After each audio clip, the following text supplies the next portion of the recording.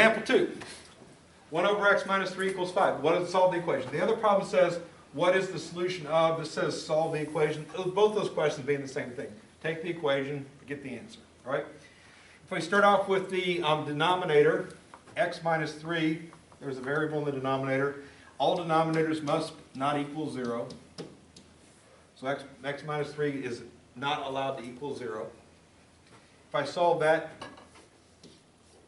we've got 3 over x is not allowed to equal positive 3 in this problem. Again, that simply says if 3 happens, we throw it out, otherwise we're good to go.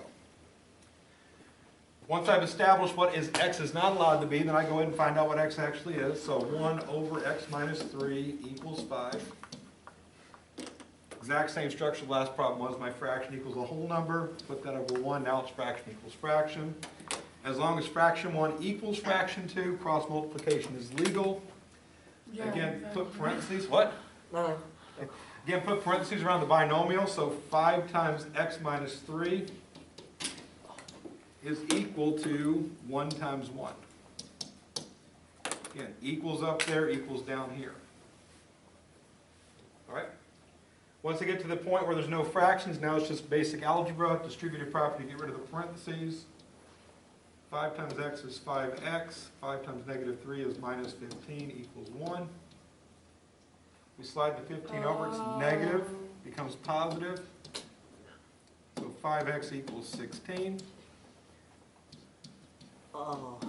Divide by 5. 16 over 5 is 3.2, which is not 3. So again, as long as it doesn't equal 3 exactly, we're good to go. So 16 over 5 is the right answer. Again, the improper fraction, that's the first place you get to. That's where I usually stop.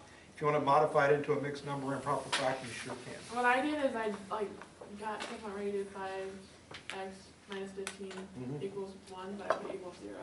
Because I was getting 3 and I was like, Oh, I see, yeah. So again, just make sure one product, other product. There's always two products happening there. And for, I mean, if you want to, at some point, you might become comfortable enough that when you do this times this, you can just do the distributive property, go straight down to here.